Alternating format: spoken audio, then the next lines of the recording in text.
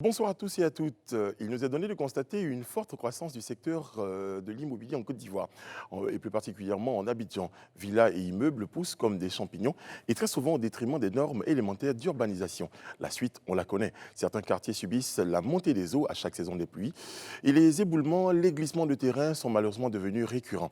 Les règles d'urbanisation sont-elles respectées dans l'expansion de notre ville? Ce sera le thème de notre dossier. Et d'à peine 4,5 millions habitants en 2012, la ville d'Abidjan compte aujourd'hui plus de 7 millions d'habitants. Cette démographie galopante a conduit à une crise de l'immobilier sans précédent en Côte d'Ivoire. Faut-il repenser totalement le plan d'urbanisation du Grand Abidjan pour résoudre le problème du logement de masse? On en parle tout à l'heure dans le petit débat. Et pour traiter de toutes ces questions de logement, d'amélioration de cadre de vie, nous aurons avec nous messieurs Alexandre Kwame, ancien directeur général de l'urbanisme et du foncier en Côte d'Ivoire. Il est également conseiller spécial du ministre de la Construction, du logement et de l'urbanisme, ainsi que M. Stéphane Baou, en sa qualité de président de l'Ordre national des urbanistes de Côte d'Ivoire. Ils vont ensemble nous rejoindre comme invités du Talk. L'actualité telle que vous l'avez toujours souhaité, c'est ici, c'est maintenant, c'est dans le Live Talk. Bienvenue sur Live TV. Désolé.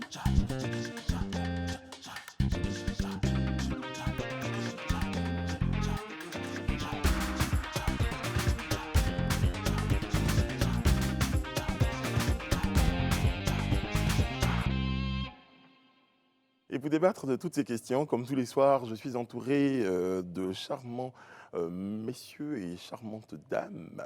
Bonsoir monsieur, bonsoir mesdames. Bonsoir, Mesdames. Brice. En tout cas, je suis très très heureux de vous savoir à mes côtés, ça me fait beaucoup de bien. Et surtout, ça c'est un petit message pour les téléspectateurs qui ont été très nombreux à nous interpeller sur la question de la distanciation sociale. Pour dire, on vous a entendu et vous avez remarqué qu'on est beaucoup moins nombreux sur le plateau et les 1 mètre de distance sont bien respectés. Voilà, c'est bien. Chacun fait son et. En tout cas, bienvenue sur le talk.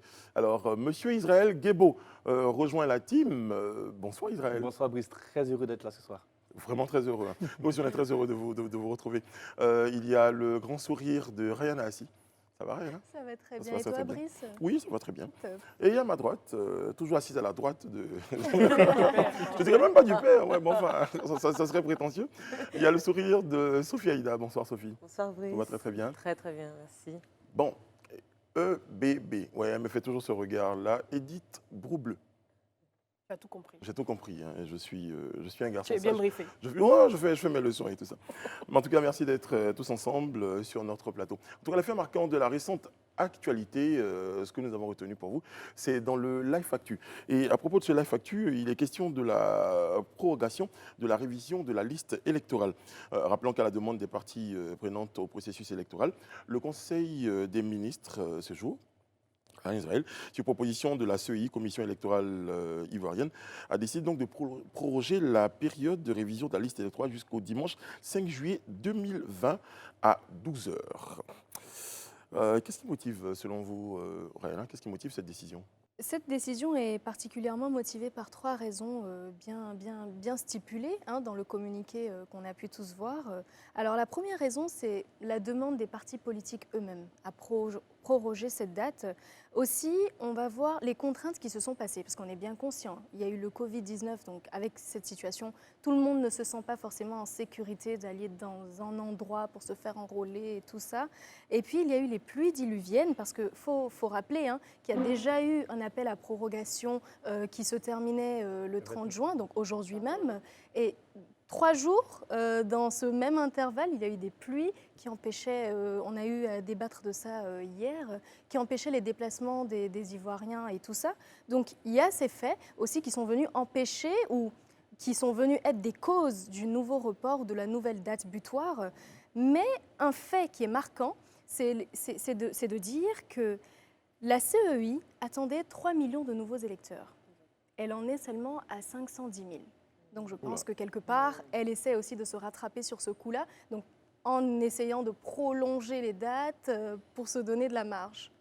Israël, pensez-vous que c'est suffisant pour obtenir ou se rapprocher des résultats escomptés? Bah non, ce n'est pas suffisant. Je pense que le délai est hyper court, il est trop court. D'autant plus que les 2 raisons évoquées par Ryan, c'est-à-dire la pluie et le Covid-19, seront encore présents pendant quelques mois. On espère que le coronavirus va disparaître, mais je veux dire, ce ne sera pas dans les 3 ou les 5 prochains jours. Donc moi, j'opte et je milite vraiment pour un report jusqu'à juillet, août, fin août même, s'il le faut, Ouais.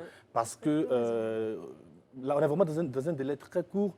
Rihanna l'a dit, on a 3 millions de personnes attendues sur la liste électorale. On a 10 000 centres uniquement qui sont là. Il faut qu'on multiplie le nombre de centres, mais il faut également qu'on prolonge le délai pour que la population, le maximum de population, d'autant plus que avec le coronavirus, les mesures mises en place, les mesures indiquées par le gouvernement font qu'il y a un ralentissement dans ce processus-là. Donc, il faut allonger le temps pour permettre au maximum de personnes de pouvoir se faire inscrire. Baït, est-ce que tout cela ne suscite pas en vous quelques interrogations C'est certain. Hein. J'ai deux questions qui me viennent tout de suite à l'esprit. Déjà, qu'en est-il de la vitesse d'enrôlement à l'intérieur du pays? Parce qu'on est bien conscient qu'il n'y a pas uniquement Abidjan. Est-ce que les pluies diluviennes dont on parle font aussi partie des raisons du report dans ces zones? La deuxième question, finalement, est-ce que de report en report, on ne va pas se retrouver à enrôler le dernier requérant une semaine avant les élections présidentielles? Je me pose énormément de questions. Vous partagez les questions? Moi, j'ai plutôt une autre question. Quel est le véritable enjeu aujourd'hui de ce recensement électoral-là? Parce que regardons un peu les chiffres. En 2010, on était quoi? On était 5 millions 7 d'électeurs. En 2015, on était 6 300 000 électeurs. Et là, aujourd'hui, on attend. N'oublions pas qu'on a quand même 13 millions de nouveaux majeurs, donc qui ont plus de 18 ans. Donc il y a un vrai enjeu. Le vrai enjeu aujourd'hui électoral, c'est sur la population électorale qui va venir. Donc on ne peut pas, en une semaine, rassembler tout ce monde qui vient d'arriver dans le fichier électoral. Surtout qu'on n'est pas sorti de la saison des pluies, on n'est pas sorti du Covid. Ouais. Donc peut-être que c'est... Rihanna, vous voulez rajouter quelque chose? Oui, j'allais dire que sur les 13 millions de nouveaux majeurs dont il parle, si on a seulement 510 000 nouveaux électeurs, c'est qu'il y a un réel enjeu. Et si on veut prendre la cause des pluies diluviennes, on ne sait pas quand est-ce que ça va finir. Donc on ne peut pas seulement proroger jusqu'au 5 juillet. Je ne sais pas si vous partagez mon un avis. travail de sensibilisation auprès de ces nouveaux majeurs, parce que ce sont eux qui utilisent les réseaux sociaux, ce sont eux qui sont connectés. Donc il faut encore insister sur cette sensibilisation. Est-ce que c'est même pas un peu culturel, nous les Ivoiriens, qu'on On aime la dernière minute, même dans les concerts. voilà. Même pour les concerts, on achète toujours les les tickets avant. Ouais. Sophie, vous êtes du genre dernière minute ou... Très dernière Très minute. dernière minute. Donc c'est pour ça que je suis d'accord avec ce report. oui, ce Et puis report, n'oublions pas quand même qu'il y a des populations qui sont restées bloquées en dehors de leur zone Oui. initiale d'habitation à cause du et Covid. qui doivent donc se faire inscrire. Donc il faut prendre tous ces paramètres. Et je prends également en compte les populations qui vivent, donc la diaspora, on a relevé d'énormes difficultés. Donc tout ça mis ensemble, je pense que le nouveau délai était 5 jours, suffisant. c'est pas suffisant. C'est pas suffisant. Oui. Écoutez, c'est ici l'occasion de faire un peu de sensibilisation et puis d'inviter les uns et les autres, pour ceux en tout cas qui sont pas encore inscrits sur ces listes-là, se rapprocher des différents points pour pouvoir donc Prendre un s'inscrire. parapluie. Voilà, se et rendre, puis respecter la distanciation sociale, comme nous sur ce plateau. C'est très bien respecté. Donc c'est très très bien respecté. Donc après ce point de l'actualité, on va s'intéresser à notre principal sujet du jour. Eh bien, c'est tout de suite dans notre dossier. Chaque année, des milliers de logements sont construits et vendus par des groupes immobiliers en Côte d'Ivoire. Certains d'entre eux, visiblement, respectent les règles d'urbanisation prescrites par la loi. C'est le cas de la cité Ado à Yopougon. Les chaussées bien drainées, les caniveaux pas obstrués facilitent l'écoulement des eaux pluviales. Monsieur Hugues Goua, habitant de la cité, affirme que son quartier a été bien pensé avant sa construction. Je pense que la cité a été bien choisie, le site est bien choisi. Nous sommes, comme vous le constatez, entre les deux forêts, la forêt du Banco et la forêt d'Anguédédou. Donc, il y a de l'air, le cadre est beau, c'est sécurisant.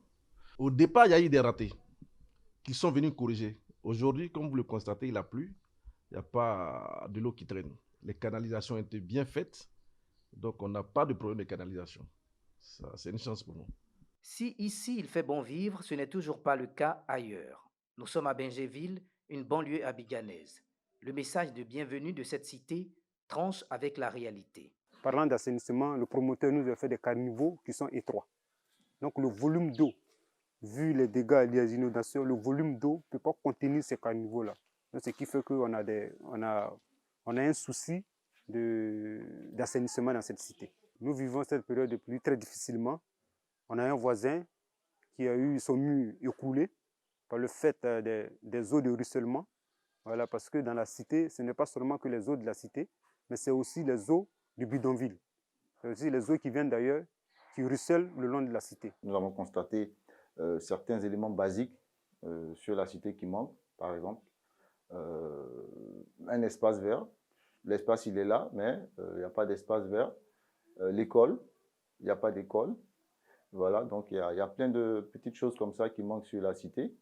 De manière concrète, bon, des caniveaux, il y en a, mais on voit que des caniveaux, ils commencent, à un moment donné, ça s'arrête. Il faudrait aussi qu'il y ait aussi un contrôle au niveau, je dirais, des ministères. Donc, en même temps, quand on parle aux promoteurs, en même temps aussi, on parle aux autorités administratives pour que tout soit fait pour le bonheur des résidents. Les canaux d'évacuation obstrués ne sont pas toujours du fait de l'État ou des opérateurs immobiliers. Les comportements humains sont également à prendre en compte dans la dégradation des systèmes de drainage de nos cités. On l'a noté, hein, la ville d'Abidjan a connu un véritable boom immobilier. De nombreuses et nouvelles zones d'habitation ont surgi, ça et là, pour satisfaire la demande de plus en plus croissante de certaines personnes. En tout cas, ces populations et ces projets immobiliers-là sont-ils effectués dans le strict respect des règles d'urbanisation? On en parle autour de cette table. Déjà, dans certaines promotions immobilières, on n'a pas d'espace vert. On n'a presque pas d'endroit pour pouvoir se restaurer, pour faire du sport, par exemple. Les trottoirs sont occupés. Les promoteurs immobiliers même ne respectent pas les normes qui sont édictées en matière de construction. Donc il y a un véritable problème d'urbanisation. Quand vous dites les promoteurs, ce n'est pas tous les promoteurs. Non, ce n'est pas tous les promoteurs, bien sûr. C'est pas tous les on va sans promoteurs. dire. Le problème principal qui se pose aujourd'hui, c'est la question du surpeuplement dans la ville d'Abidjan. Aujourd'hui, on est passé de 4 millions d'habitants à Abidjan à 8 millions, donc le double. C'est normal que la demande soit croissante et que pour satisfaire cette demande dans la ville d'Abidjan, on vienne maintenant à enfreindre les règles. Israël, vous avez gardé un silence. Oui, non, mais c'est l'actualité. On se rend bien compte que quand vous regardez aujourd'hui, la commune de Yopougon elle s'étend jusqu'à presque Dabou. Quand vous regardez, c'est ça. Quand vous regardez aujourd'hui la commune de Cocody, elle s'étend jusqu'à Benjerville. Parfois, on a du mal à voir la lisière, l'horizon entre Cocody et Benjerville. Donc, les quartiers s'étendent de plus en plus parce que justement, comme l'a dit Rayana, la population croît, il y a une explosion démographique. Et justement, je pense que dans la stratégie d'urbanisation d'Abidjan, du Grand Abidjan, on doit pouvoir penser à cela, réfléchir au fait que la population, en 2030, on sera plusieurs millions de... Est-ce que vous pensez aujourd'hui que les gens qui construisent ces projets immobiliers-là, nonobstant toute forme de règles d'urbanisation, en tout cas de règles très strictes, ne les respectent pas? Mais même nous, les populations, quand on arrive et qu'on voit que ce n'est pas très respecté, on sent même que quelqu'un construit sur un caniveau, il n'y a pas de caniveau dans le... Qu'est-ce que vous pensez que les gens ont comme réaction? Ils se disent non, c'est pas ça, ou le problème de l'urbanisation pose tellement un problème qu'on s'est dit on va quand même habiter là en attendant qu'il y ait une solution. Je pense que les gens ne sont pas informés. Les populations elles-mêmes ne sont pas informées. En général, même, elles ne sont pas informées de leurs droits. Donc, même dans les règles d'habitation, on ne sait pas qu'est-ce qui est autorisé, qu'est-ce qui ne l'est pas. On a juste le besoin de pouvoir s'installer, de trouver un logement. Sophie n'est pas tout à fait d'accord avec ça. Oui, parce que je pense quand même qu'il faut un minimum de bon sens. Je veux dire, si on arrive dans un lieu et qu'on voit qu'une habitation est construite sur un caniveau ou... tu ne vois même pas le caniveau lorsqu'il est couvert complètement. Oui, mais le caniveau est... Tu arrives dans un quartier, tu te rends compte qu'il n'y a pas de caniveau dans le quartier. Voilà. Ou sinon, où est-ce qu'il... Il y a l'urgence de se loger, en fait. Donc, les gens ne sont pas informés de leurs droits. Oui, mais après, on ne peut pas prendre l'urgence de se loger pour mettre en péril ce n'est pas une excuse, bien sûr. Notre propre vie. Bien sûr. Je pense que justement, l'Ivoirien, celui qui va prendre une promotion immobilière, a le devoir et doit s'informer sur ce qui est prévu par la loi et ce qui est prévu dans le quartier. Moi, je ne suis pas habitué dans un quartier où il n'y a pas de système de canalisation, par exemple. On est tout à fait d'accord. Je suis totalement d'accord avec ce que dit Israël, mais je vais rebondir sur la question de l'urgence de logement, qui fait qu'aujourd'hui, on ne va pas regarder aux contraintes qui se posent, mais qui fait qu'aujourd'hui, on va regarder à l'accessibilité. Donc, généralement, ces maisons-là, qui sont construites sur des lieux non réglementaires, vont avoir des prix qui sont assez attractifs, exactement. Et quelque part, c'est ce que recherche l'Ivoirien. Donc, je pense qu'il faut plus penser à un désengorgement de la ville pour répondre à ce type de problème. On accuse la promotion immobilière, mais également, il faut accuser même parfois les propres propriétaires.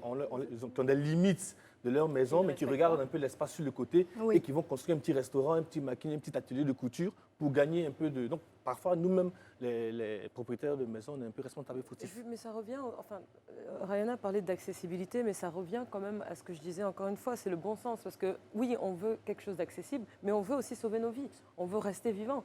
Donc c'est comme on se disait hier par rapport aux inondations. On ne va pas exprès, parce qu'on veut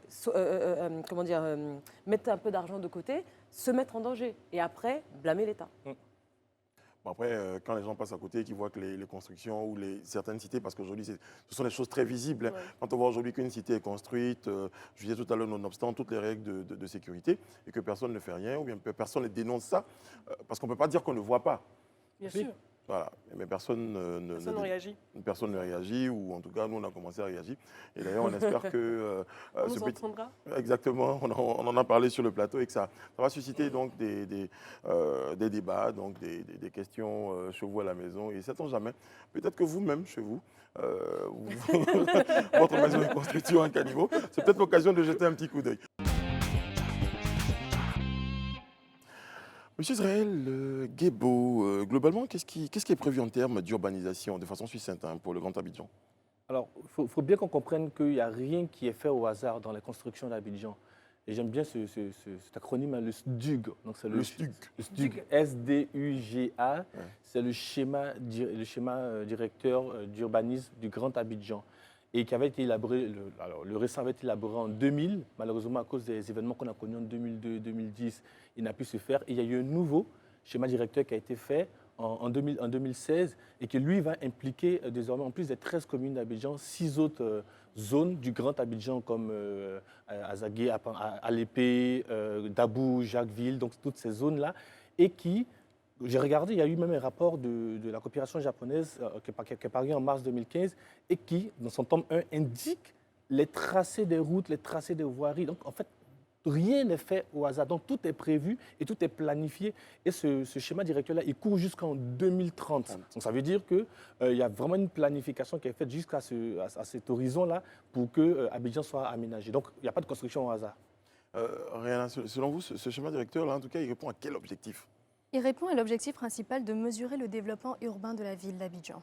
Donc de contribuer à mettre un terme à l'occupation anarchique de ces espaces-là et de limiter la prolifération de quartiers urbains, mais aussi d'insécurité, donc tout ce qui est vol, viol et tout ce qu'on connaît comme problèmes sociaux. Mais aussi ça permettra à l'État de maîtriser la spéculation foncière et de mieux prévoir des réserves foncières pour mener à bien de grands projets dans l'intérêt collectif. Edith, est-ce qu'on peut citer un peu certains projets, en tout cas les plus visibles, de ce schéma directeur-là? Oui, il y en a plusieurs. Donc, on a le 4e pont d'Abidjan qui relie Yopougon au plateau. On a également toujours dans la même commune, les 3 échangeurs sur les voies principales existantes du côté de Yopougon. On a également la construction du viaduc sur la baie du Banco. On a également 3 nouveaux échangeurs sur le boulevard Mitterrand, un échangeur au niveau du carrefour Aquaba. Il y a beaucoup de projets qui sont prévus et les perspectives sont bonnes. Alors, on va dire la question qui fâche, entre ce qui est prévu, ce qu'on venait de présenter tout à l'heure avec de jolis mots, entre ce qui est prévu et ce qu'on constate, est-ce que vous ne pensez pas qu'il y a... C'est le jour et le surlendemain? Non. Il y a un vrai... Alors, le constat, disons les choses comme elles sont, mettons les pieds dans le plat, on se rend bien compte que malgré cette planification-là, il y a des opérateurs immobiliers ou il y a des personnes qui vont, avec la complicité de certains agents de l'État, construire de façon désordonnée et anarchique en faisant fi de ce schéma directeur, des plans directeurs qu'on a construits. Donc, je pense que, disons-le, il y a quand même la corruption a une part importante dans toute la désorganisation urbaine qu'il y a à Abidjan. Donc l'État, le gouvernement, il y a des planifications qui sont faites jusqu'en 2030, il y a des tracés qui existent, il y a des voies qui sont prévues, et on se rend compte un matin que quelqu'un a mis un immeuble au milieu d'un boulevard. Et il faut le casser. Et souvent, quand on dit le nom du propriétaire de l'immeuble, on se dit non, ça c'est l'immeuble de temps, on n'a pas envie de toucher à cet De toute façon, on a immeuble. vu aujourd'hui une décision du président de la République qui a ordonné qu'on puisse détruire les habitations qui sont systématiquement. Il faut donner force à la loi sur ces questions d'urbanisation. C'est le même constat que vous faites? Oui, c'est le même constat. Moi, j'aimerais bien venir sur la question de ceux qui n'ont pas les moyens de se procurer des logements. Donc, venir sur la question des logements sociaux qui nous avaient été promis. On avait promis 60 000, dont 50 000 à Abidjan. Qu'est-ce qu'on a reçu? On a reçu 5 000 à l'intérieur et 20 000 à Songon, plus précisément. Donc, c'est plus de la moitié qui n'ont pas été fournis. Je pense que la question se pose. On n'a pas répondu aux besoins qui se fait présent. Mais en plus de ça, sur les logements sociaux, entre le prix annoncé au départ et le prix, Il y a aussi un gros finalement, gap. on a bien vu que les prix ont flambé. On n'était plus dans du social finalement. Ça se passe comme ça ailleurs, Sophie? Alors, en France, par exemple, il y a une loi qui est la loi SRU qui stipule que 20% des logements sociaux, il doit y avoir un minimum de 20% de logements sociaux dans les différents arrondissements, par exemple à Paris. Donc, en gros, la mairie centrale a fait appliquer cette loi par les maires des différents arrondissements. Et puis, dans certains quartiers un peu plus huppés que d'autres, on a ce qu'on appelle les logements mixtes. Donc, on va avoir un immeuble au standing. Et dans cet immeuble, soit il y a des appartements qui sont alloués aux logements sociaux ou un bâtiment carrément dans le lotissement qui est alloué à ça. Donc, moi, je pense que ce qui est intéressant par rapport à cette loi-là, c'est que lorsque les arrondissements ne les appliquent pas, ils ont une amende. Donc peut-être qu'on peut s'inspirer de ce modèle-là pour essayer de l'adapter localement. Donc en gros, taper sur les doigts des mairies quand elles ne... On a parlé, on a parlé de la corruption, des logements sociaux annoncés, la montagne a accouché d'une souris. Est-ce qu'on parle véritablement du rôle des populations dans la mise à mal de ce plan directeur-là? Parce qu'il y a peut-être, c'est peut-être un volet à... Il y a beaucoup d'incivisme.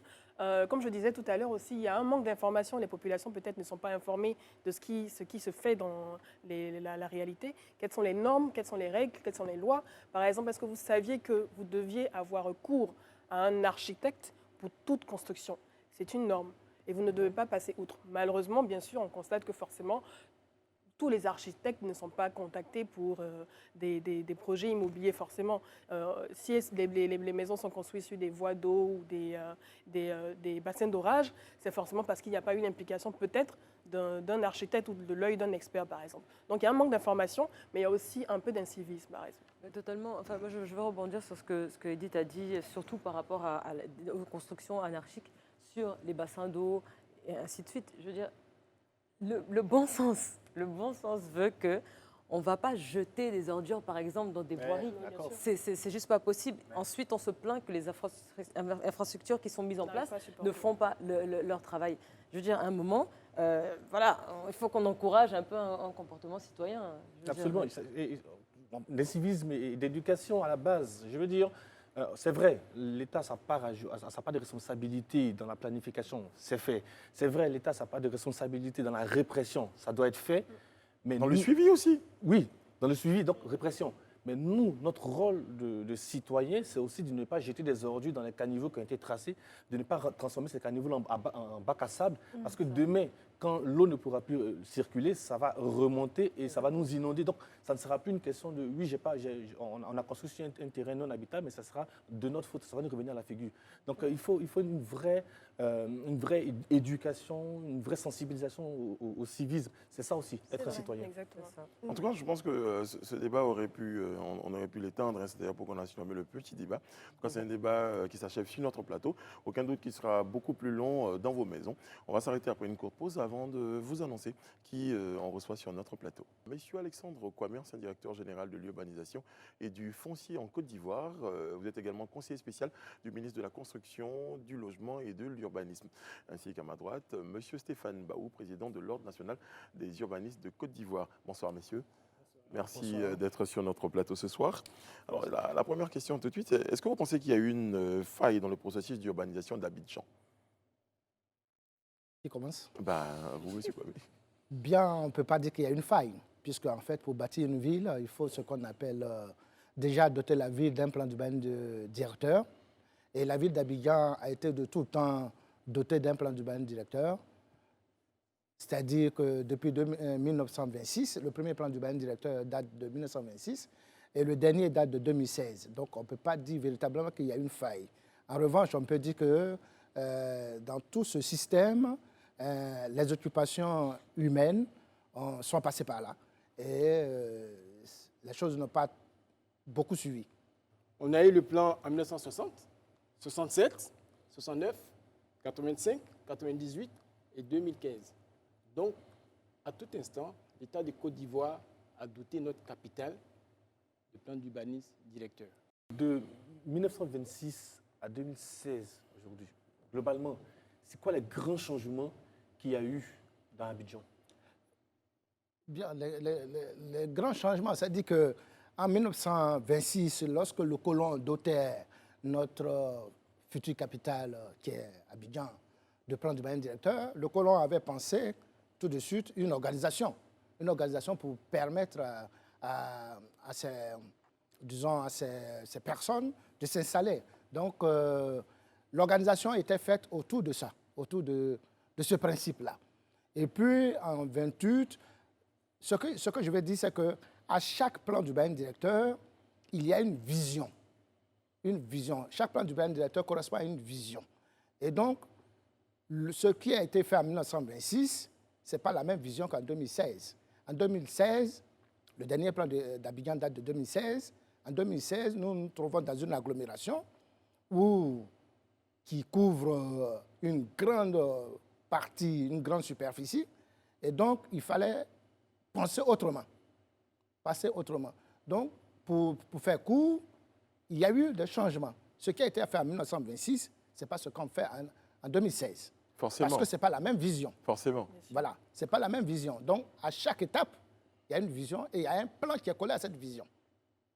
Voilà ce que je peux dire de façon très courte pour que nous tous nous comprenions la chose. Permettez-moi de rebondir là-dessus. Si c'est possible, allez-y. Vous avez posé une question, vous avez demandé quel changement. Oui. Ce qu'il faut savoir, la population en 1960 et la population en 2015 a beaucoup évolué. Donc, franchement, le plan s'est adapté en fonction de l'évolution de la population. Oui, mais ça veut dire quoi? Ça veut dire quoi? Aujourd'hui, on est en 2020. Abidjan, c'est 5 millions d'habitants. Pratiquement plus du quart de la population de la Côte d'Ivoire. Je ne sais pas si vous imaginez toute la pression qu'on a sur Abidjan.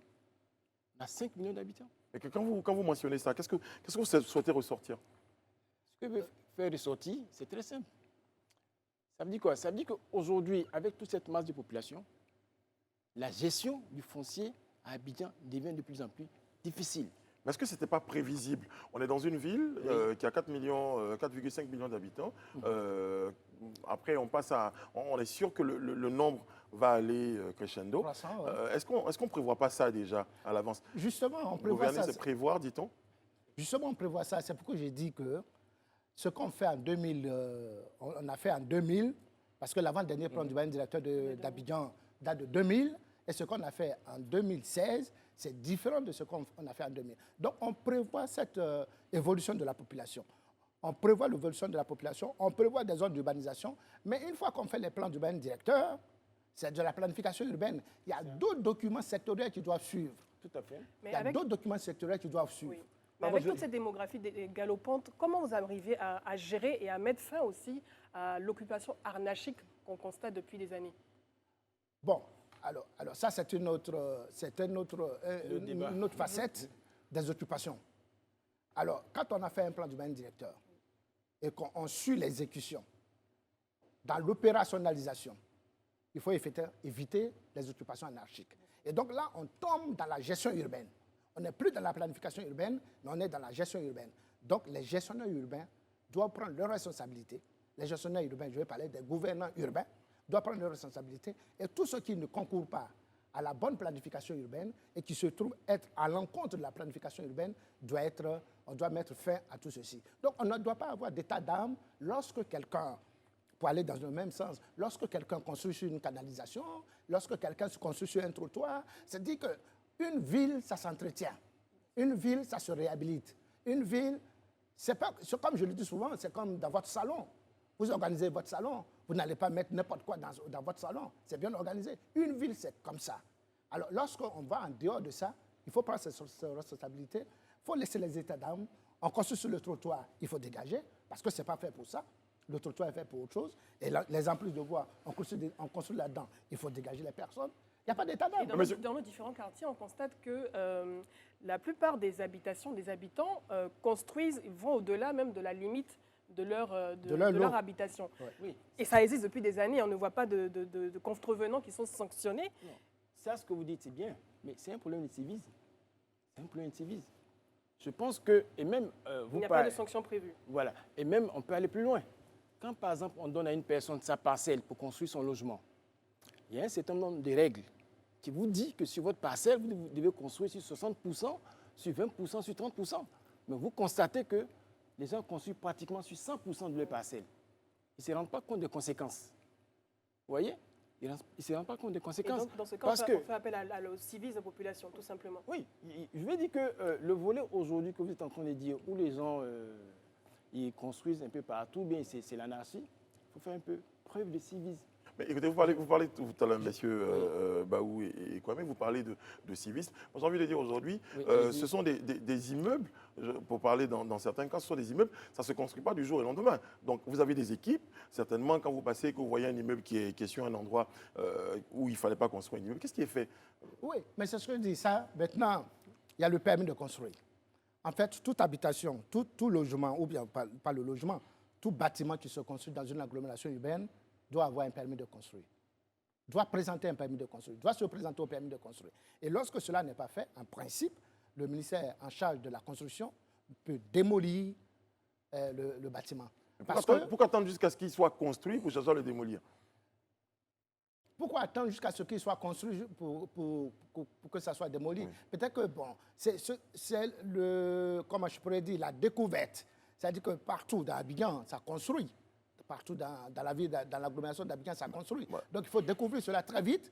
Et puis, nos équipes vont arrêter les travaux pour pouvoir mettre fin à cette construction. Avant d'aborder la question de la solution, hein, Israël a quelque chose. Oui, j'ai une question. Je vais revenir sur ma première question parce que je pense que je ne suis pas très satisfait de la réponse. On est resté très théorique. Concrètement, entre le schéma directeur de 2000 et celui de 2016, concrètement, qu'est-ce qui a changé, qu'est-ce qui a été apporté de plus dans l'urbanisation d'Abidjan en termes de... Enfin, je veux dire, l'Ivoirien qui est chez lui à la maison qui se pose la même question, concrètement, il veut savoir qu'est-ce qui a changé entre cette période-là, à Abidjan, par exemple. Quand vous prenez le schéma qui a été fait tout dernièrement, le schéma de 2016, il y a eu des changements qui ont été apportés. Ils ont créé, par exemple, le train urbain qui part, par exemple, depuis le nord jusqu'au sud. Abidjan. Donc ça, c'est une prévision qui a été faite pour pouvoir permettre un déplacement massif des populations, pour pouvoir réduire un peu le problème d'embouteillage. Dans ce même plan, on a créé aussi un train urbain qui part depuis Yopougon jusqu'à Benjerville. Donc voici des nouveaux éléments qui ont été apportés dans ce... En prévision. Oui, c'est des prévisions. Le schéma directeur a été adopté en 2016. Oui. Nous sommes en 2020. Oui. Donc en 4 ans, je pense qu'il y a quand même un début de travaux qui ont été faits sur cette planification, ce schéma-là. Non, en fait, je comprends tout à fait. Voilà. Monsieur Baou l'a bien dit. Ce qui a été fait en 2000 et ce qui a été fait en 2016, parce qu'un schéma directeur ou un plan du directeur, c'est de la prévision. On projette la ville. Avec tout ce qui doit accompagner la ville, les infrastructures, les équipements structurants. On projette tout ceci dans la ville. Une fois qu'on a projeté tout ça, il faut maintenant passer au concret. Exactement. Voilà. Il faut passer au concret. Il a parlé de train urbain. Alors, il faut réaliser ce train urbain. Si on a projeté un équipement structurant, je dis, bon, ce que tout le monde connaît, si on a projeté, par exemple, le stade de BNP, qu'on doit construire, il faut construire. Si on a projeté telle chose, tel équipement, il faut construire. Donc, il y a un certain nombre d'infrastructures, d'équipements structurants qui sont projetés dans l'agglomération, vu le nombre de la population. Maintenant, après, il faut passer à l'opération, il faut opérationnaliser cela et les construire. Donc ça, c'est une autre paire de manches. Hein. Mais justement, monsieur... Oui. J'ai une question aussi rapidement sur la construction, la mise en place du prochain train d'Abidjan, le métro. Est-ce qu'il est prévu des zones d'habitation qui seront dans la zone? Qu'est-ce qui est prévu en termes d'aménagement? Est-ce qu'on va voir des habitations qui vont se construire dans ces zones? Qu'est-ce qui est prévu? Non. Il y a toute une étude d'impact environnemental qui a été faite. Hein? L'étude a été faite et il est question de faire en sorte que ce couloir-là soit dégagé. Parce que j'ai peur qu'on se retrouve encore avec Non, des non, non. occupations arnachiques, Non, il faut comme on que- le voit avec il les faut que ce trains, couloir- la voie ferrée. Il faut que, il faut que le couloir soit dégagé. Il y a un train qui Donc, passe au toute milieu de une votre étude maison, d'impact c'est pas environnemental. jamais. Il y a toute une, je vous rassure, il y a toute une étude d'impact Il y a toute une environnemental. étude. Moi, je veux dire, qui a le été faite téléspectateur depuis- qui est à la maison, qui nous regarde en ce moment, Oui. vous avez donné le schéma directeur, les grands projets, des choses qui sont prévues. Ils ont envie de dire simplement, quelles solutions on apporte à leurs problèmes aujourd'hui, les problèmes d'urbanisation? Non, quand vous dites on apporte leurs problèmes, et quand vous dites problème d'urbanisation, je veux dire c'est grand, de façon précise. Concrète. Oui, Là. quel problème? C'est-à-dire, quel problème vous posez? Aujourd'hui, on se rend par exemple compte que Oui. dans le cas de la Riviera Palmeraie, on Oui. en parlait hier, certaines habitations auraient été construites pour boucher les caniveaux. À votre niveau, est-ce que vous pensez qu'il existe des solutions pour pouvoir faire face à ces situations? Oui, je vais répondre à ça, parce que je ne voudrais pas qu'on confonde Oui. la planification urbaine et le problème de drainage et d'assainissement. C'est deux ça. choses différentes. Tout à fait. Allez-y, J'explique. donnez-nous la J'explique. précision. La planification urbaine, c'est cet outil-là qui permet à une agglomération de se projeter. On projette une agglomération. Comment l'agglomération va évoluer? Maintenant, il y a des outils sectoriels qui viennent soutenir cette planification, d'où le schéma directeur de drainage. C'est-à-dire que ce que vous dites, vous parlez de Palmeraie, tout le monde sait, en fait, dans le milieu, tout le monde sait que cet endroit, que ce soit la Palmeraie, que ce soit la Bra, que ce soit depuis Angré, Yorogobité, 7e tranche, c'est un bassin versant.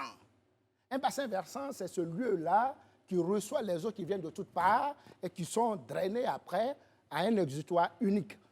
Dans notre cas, c'est la lagune. Alors, quand ce drainage-là doit se faire, ça se fait naturellement. Quand il y avait la végétation, ça se fait naturellement. Mais lorsque ce bassin versant est agressé par l'être humain, c'est-à-dire par les habitations, par l'urbanisation, alors il faut prendre d'autres moyens. D'où il faut mettre en place les canaux de drainage, les canalisations. Donc, le bassin versant, il est agressé. Pour corriger cela, il faut mettre les canalisations de drainage. Les canalisations de drainage sont agressées. Pour corriger cela, il faut faire en sorte que les canalisations soient toujours prêtes à recevoir les eaux qui vont arriver pour que les eaux atteignent l'exutoire. Vous disiez tout à l'heure, monsieur Kwame, que tout le monde sait dans le milieu. Tout Oui, le monde dans le sait. milieu. Voilà. Mais est-ce que vous pensez que quand vous parlez aux gens de ce milieu-là, ils vous entendent? Le même milieu que Oui, nous. le même milieu. Ben, ils attendent. Le même écosystème. Ouais, ils comprennent que on a des bassins versants qui sont agressés. Et ces bassins versants qui sont agressés parce qu'il y a l'urbanisation. Un bassin versant, c'est comme je l'ai expliqué tout à l'heure, c'est un endroit qui reçoit les eaux qui viennent de partout. Donc il ne faut pas l'agresser. Mais on ne peut pas faire autrement parce qu'il y a l'urbanisation. Donc quand c'est agressé, on met d'autres moyens en place. Ces moyens-là, c'est ce que je venais d'expliquer tout à l'heure. Donc il faut faire attention que ce qu'on met en place ne soit pas aussi agressé encore. Quand c'est encore agressé, ça devient autre chose. Et c'est ce qu'on observe. Pardon pour ma compréhension. Oui. compréhension. Monsieur- Ça veut dire que on sait que naturellement l'eau passe sur un chemin Exact. et on accepte néanmoins de faire des constructions sur ce chemin de l'eau. Non, on n'accepte pas. On n'accepte puisque- pas. Non, on n'accepte pas. D'accord. Oui. C'est la conception de certaines choses qui se... non, je vous comprends. C'est la conception. C'est parce que les téléspectateurs n'ont pas vu mon regard, en fait. Quand vous avez dit ça, j'ai dit... oui, allez-y. C'est pour ça que vous souhaitez préciser. On allez-y. n'accepte pas. C'est-à-dire il faut... Si on peut éviter de construire sur les passages d'eau, il faut l'éviter. D'accord. En l'espèce, il y a des constructions dans ces zones-là. Oui, parce que Normalement, ça ne doit pas se faire. Il y a même des bassins d'orage qui ont Non, été non, remblayés pour voilà, construire des ça doit pas se c'est faire. pas normal. Un Ça doit bassin pas se faire. d'orage, Non. c'est pas normal de coloniser, si doit je pas peux se faire. employer ce terme, de s'implanter dans un bassin d'orage. Le bassin d'orage, c'est ce bassin-là qui doit recevoir les eaux en surplus en attendant de les couler de qu'est-ce façon qu'on fait, facile. qu'est-ce qu'on fait en l'état lorsqu'on sait que des populations sont en danger sur des promotions immobilières, des villas qui sont construites sur des bassins d'orage qui ont été remblayés? En principe, ça ne devait pas se faire. Ça ne doit pas se faire. Mais c'est fait, c'est fait. Ça doit pas se Entre faire. le principe et la réalité, aujourd'hui, la réalité est que... Attendez. Monsieur Baou, vous allez me dire ça. Attendez. Vous savez, quand on fait les schémas directeurs, ensuite on doit faire des plans de détail. D'accord? Les schémas directeurs, comme l'a dit M. Kwame, c'est dans les grandes orientations du développement de la ville. Les plans de détail viennent encore préciser l'occupation du sol. Voyez? Et quand on a fait de faire ces documents de planification, il faut adjoindre à ces documents-là des documents d'assainissement. Et ces documents-là disent les zones où les gens doivent s'installer et les zones où les gens ne doivent pas s'installer. Vous voyez? Donc, pendant de longues années, il y a eu des périodes de sécheresse. Donc, il y a certaines zones que les gens ont cru que c'était des zones salubres. Vous voyez, souvent les gens se laissent tromper un peu par la nature. Maintenant, quand la nature se réveille, voilà, ça fait des dégâts. Sinon, logiquement, on doit éviter que les gens s'installent dans ces zones-là. Vous parlez de l'installation des populations, mais est-ce qu'on peut pas un tout petit peu parler de la redondance des situations? On peut dire, ça se produit, est-ce que c'est parce que les travaux sont si mal faits? Les travaux, lesquels travaux? Lesquels travaux? Par exemple, les travaux, là je ne sais pas qu'au niveau de la rivière Palmière, on a fait des caniveaux, les caniveaux ne sont pas achevés, l'eau est rentrée, il y a eu du sable dedans. Est-ce que vous ne pensez pas que ce sont ces redondances des faits là aussi qui peuvent expliquer? Non, là vous dites que les travaux ne sont pas achevés. Ouais, pas achevés. Non, vous dites que les travaux ne sont pas achevés. Donc, ce n'est pas parce que c'est mal fait. Ce n'est pas encore c'est pas achevé. Moi, je pose juste la question, qu'est-ce qui pourrait expliquer la redondance des situations? Non, la redondance des situations, c'est ce qu'on dit. À la Palmeraie, bon, nous ne sommes pas ingénieurs d'assainissement ni de drainage, mais à la Palmeraie, en tant qu'urbaniste, ce qu'on comprend, c'est qu'on a constaté une situation. Ils sont dans c'est un bassin versant. On a constaté une situation. Nous sommes en train l'État de Côte d'Ivoire est en train de faire des travaux de drainage. Ces travaux ne sont pas terminés. Il y a encore eu des pluies et le même système, le même phénomène se reproduit. C'est ce que j'ai dit tout à l'heure. Mon constat, M. Kwame, c'est que la saison des pluies, on la planifie. Tout à fait. On sait qu'à partir de juin, on sera en saison des pluies. Oui. Le sentiment que j'ai, c'est que les travaux tombent toujours à cette période des pluies et on attend. Et lorsque la saison des pluies finit, on reprend les travaux jusqu'à encore la saison des pluies. Donc on a une sorte de cycle qui ne finit pas. Moi, je vois les bulldozers toujours au niveau de la Palmeraie quand je passe chaque fois. Mais arrivé un moment, il faut qu'on arrive à les finir avant la saison des pluies. Vous n'êtes pas d'accord avec moi? Oui, c'est ça. C'est le schéma normal. C'est le schéma normal. Pourquoi est-ce que ce n'est pas fait? C'est le schéma normal. Pourquoi est-ce que ce n'est pas fait? Donc, ça demande de la planification des ingénieurs de drainage. Mais je pense que, M. Kwame, on va terminer avec vous, monsieur. Je pense qu'il faut ajouter un élément qui est important. Il ne faudrait pas qu'on oublie. Il y a eu le Covid-19. Donc, à un moment donné, oui, non. À un moment donné, les activités ont baissé. Oui. Les activités ont baissé. Et vous avez vu ce qui se passe en Europe. 2 mois, 3 mois, ils n'ont pas travaillé. Donc, ça aussi, ça peut impacter, ça peut ralentir les activités. Ça, c'est possible. Sinon, logiquement, ça aurait été intéressant, avant ces périodes de pluie, qu'on puisse finir toutes ces canalisations. Mais, pour nous, résoudre ça, c'est des problèmes, je vais dire, ponctuels. Voyez-vous, il faut le résoudre de façon globale. Il faut faire en sorte que Abidjan soit assaini de façon totale. C'est à là qu'il faut arriver. Il ne faut pas, parce qu'il y a une inondation ici, venir résoudre un problème. Non, ce n'est pas ça. Il faut résoudre le problème de façon globale. Et tout à l'heure, je vous ai dit qu'on a une forte pression sur Abidjan. Mais vous n'en voyez pas l'impact. Aujourd'hui, on vous dit, pour la ville d'Abidjan, il faut au moins 600 000 logements de déficit. Si je ne me trompe pas bien. Si je ne me trompe pas. 600 000. C'était 400 000, on dit 600 000 par an. Ça veut dire quoi? Si on passe sur un ratio de 25 logements par hectare, ça veut dire qu'il va falloir à tout moment mettre à disposition 12 000 hectares de terrain. Est-ce que la solution ne serait pas de désengorger Abidjan en faisant des zones, par exemple? Voilà, est-ce que le plan de planification... Quand on parlait de solution tout à l'heure, c'est un peu ça qu'on essaie d'évoquer. Parce que tout le monde veut être à Abidjan. C'est là que j'allais arriver. Le plan de planification prend cela en compte? Je finis. C'est là que j'allais arriver. Donc, rapidement, monsieur. Oui, il faudrait que vous compreniez. Pourquoi est-ce qu'il faut qu'on arrive à cette solution? On a besoin chaque année, pour la ville d'Abidjan, de 12 000 hectares. Si on veut loger, c'est 600 000 logements qu'on demande. Donc, ça veut dire quoi? Aujourd'hui, il faut aller dans une situation de développement de l'intérieur du pays. C'est-à-dire qu'il faut aller dans le cadre de l'aménagement du territoire. Ça veut dire quoi? Voilà. Aujourd'hui, pour nous, par exemple, en tant qu'urbaniste, président de l'Ordre des urbanistes de Côte d'Ivoire, on n'est pas à l'administration, pour nous, il faut désengorger Abidjan. Et c'est en train de se faire actuellement. Aujourd'hui, il faudra créer des pôles de développement au-delà d'Abidjan. Yamoussoukro, Bouaké, Korogo, il faut le faire. Il faut désengorger Abidjan. J'ai 30 secondes pour terminer l'émission. Rapidement, je dirais que je vais dans le même sens. Dans le même sens, elle a dit tout à l'heure, il faut rendre les autres pôles de développement attractifs. Voilà. Il faut arrêter que les villes de Côte d'Ivoire soient de simples relais administratifs. L'offre d'emploi dans les autres villes doit être en croissance, etc. pour rendre ça attractif. En tout cas, c'est avec ce début de solution-là, vous conviendrez avec moi, Monsieur Alexandre Kwame, que nous allons vous remercier d'être passé sur le plateau. Je rappelle que vous étiez aux côtés de Monsieur Stéphane Baou, président de l'Ordre national des urbanistes de Côte d'Ivoire. Et Monsieur Kwame, vous êtes conseiller du ministre de la Construction, ancien directeur de l'urbanisme. En tout cas, on était très heureux de vous recevoir sur ce plateau-là pour ensemble essayer donc de trouver des solutions. Parce que c'était ça l'objectif, trouver des solutions et surtout de comprendre ce que nous vivons avec l'urbanisme au niveau d'Abidjan. Merci d'avoir été avec nous sur ce plateau. Restez avec nous sur Live TV pour la suite de notre programme. Merci Israël, merci Edith, et puis merci à Rayana. Merci à Rayana et Sophie. On vous retrouve demain sur cette même antenne. Prenez soin de vous, que Dieu vous garde. Pour la suite, c'est une série US, c'est FBI. Bonne soirée à tous. Rendez-vous demain sur ce même plateau pour d'autres analyses pertinentes de l'actualité.